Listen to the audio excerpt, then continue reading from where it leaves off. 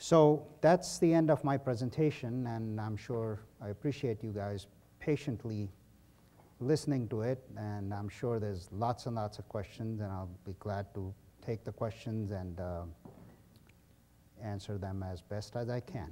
And Nancy is there with a microphone, and she'll go around. Please do announce your name and your address. Karen is taking notes so that we all know who you are. Robert Sertilman.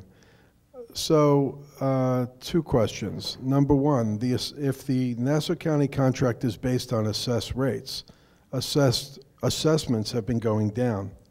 Why haven't our contract rates been going down? Obviously, the rate must be going up. So the assessments, the houses are worth less money than they were 10 years ago. Yeah, it's a good question. And so here's how it works. The total assessed value of the county may have gone down, but Laurel Hollow assessed value, it's always based upon what the assessed value of the rest of the county is. So let's just take numbers. So let's say the total assessed value, and again, I'm just giving you some assumptions, of the entire county is $10 million. And the assessed value of Laurel Hollow is $1 million. Now, if that $10 million, because of just the assumption that you're saying that the home prices have dropped, has dropped down to $9 million. There's a 10% drop. There is no guarantee that Laurel Hollow assessed value is dropped by 10% as well. Laurel Hollow, there are times we have seen completely the opposite. Our assessed value may actually go up by 10%. I'm just giving you numbers, but these are all theoretically possible and practically happens. So, you know, this is, again, as I said, this is that big black box, and we read about it in the papers and we hear about it, the broken assessment system of Nassau County, and we haven't seen it fixed in our times at least. Yeah. Said before also, understand that assessed value is half the formula. The other half is the district rate. Right. So if they see the assessed value, even of Laurel Hollow going down, they can raise the district rate. And we have no say with that because they have a budget that they have to come up with numbers to meet. So if one half goes down, they can raise the other half to get it up. Just the fact that we can't negotiate with them puts us at a total disadvantage. That's a bad contract to have even been entered into, in my opinion. Well, I don't mean to take, we had several meetings with Nassau County, and quite frankly, their position is it's our way or the highway. Yeah, and I'm sure that that's true. I'm sure that's how they felt. Okay, next question with regard to the proposed contract. No, but if I can just, in case somebody is still not clear about that, and thank you, Dan, for that clarification. If I can just add to that, Rob, literally, that bill that comes, it's like, you know, the best way I can describe it, it's an act of God, okay? And God does not negotiate, okay? It's take it or this is what it is, okay? There is no mechanism to negotiate. It's like every one of our home tax bills. That's it. I mean, but even our home tax bills, there's a process by which you can tax certiorari. You can't even do that. Yep. So that's good. I think it's great to get away from that deal. The 4%, I'm curious.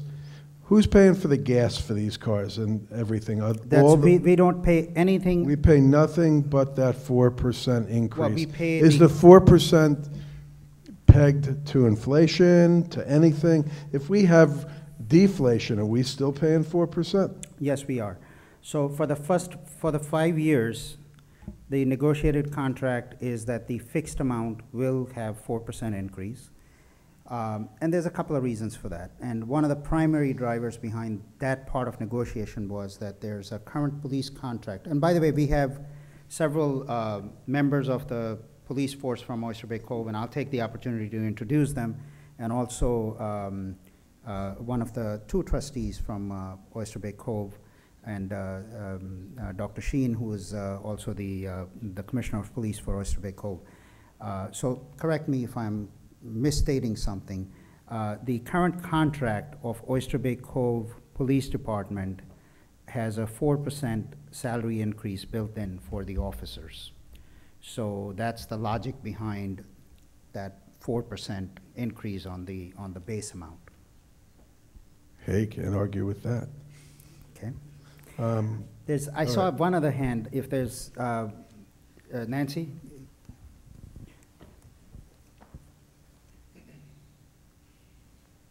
Rich Osterman. Two questions, actually. Are there any termination costs associated with moving away from Nassau County? And secondly, what is the process for moving forward? So if I understand your question correctly, termination with Nassau County? Contract with Nassau County. Yes, so we have there is a clause in the current contract that we owe them a 30-day notice. And so once we pass this proposed contract and it is signed, we will be in a position, hopefully, to project what the start date would be. At this point, we are looking at June 1st, which will be in sync with our also our fiscal calendar. But once we know that we have a signed contract, then these gentlemen have a lot of work to do to ramp up to provide us the service by June 1st. And we'll be giving Nassau County a notice at that point that this is what our intention is. There's a question in the back. Larry Rush, will there be any increase to the existing force in Oyster Bay Cove, or are we going to make work with what they have existing? A good question. So basically, currently they have 10 officers, and to serve both villages, they would require a minimum of 13 officers and a chief. So there will be a total force will be 14 officers, one of them a chief, and one of the officers is also a sergeant. So there will be, total staff will be, they'll be adding 3 more members. Is that correct, Upsheen? 4 more members, yeah. So it'll be a total of 14 members. What about active at any given time? I beg your pardon? What about active at any given time? I'm not talking about the total force. Well, the force of 14 members covers 2 posts. So there'll be two different posts.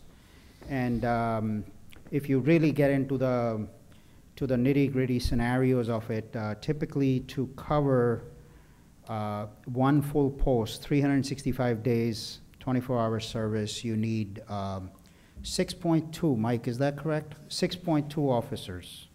Don't ask me to justify that 0.2. I can never do that, but that's the statistical calculation that they do. So you can say that you need about 13 officers to cover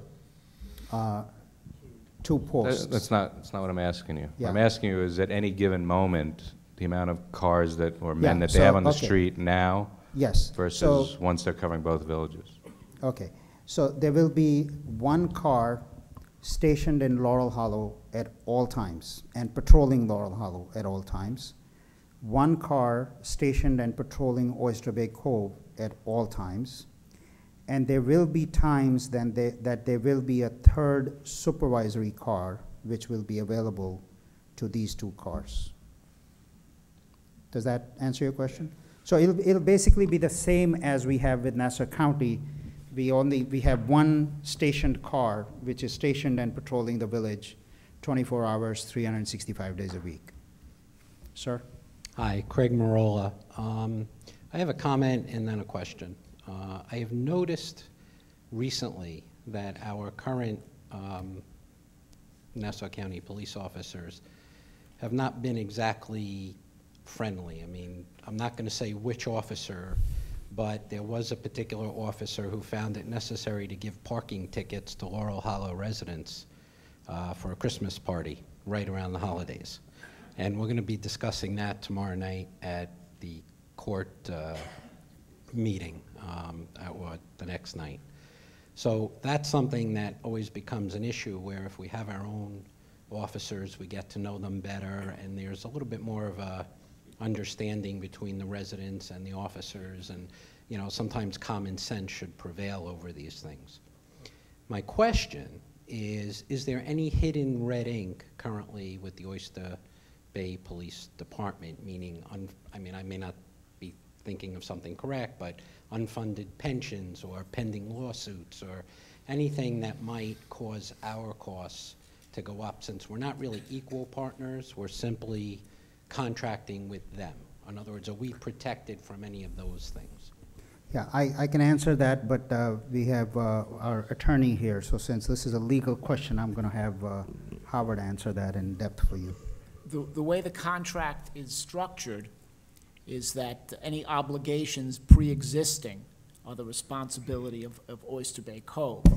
Our obligation monetarily is to pay the base amount and then annual increase of 4% above that base amount, plus the 45% of the certain budgeted items, and that's it. So if there's a lawsuit or there is some budget issue that pre-exists, we would have absolutely no responsibility. And in the event there was a lawsuit or a claim against Laurel Hollow, by virtue of the fact that it's in contract with Oyster Bay Cove, there are provisions that state that Oyster Bay Cove would have to pay for the village's legal fees, Laurel Hollow's legal fees, and any judgment that were rendered. So it would cost Laurel Hollow nothing as a result of the involvement. So those issues were addressed in the negotiations and are addressed in the contract.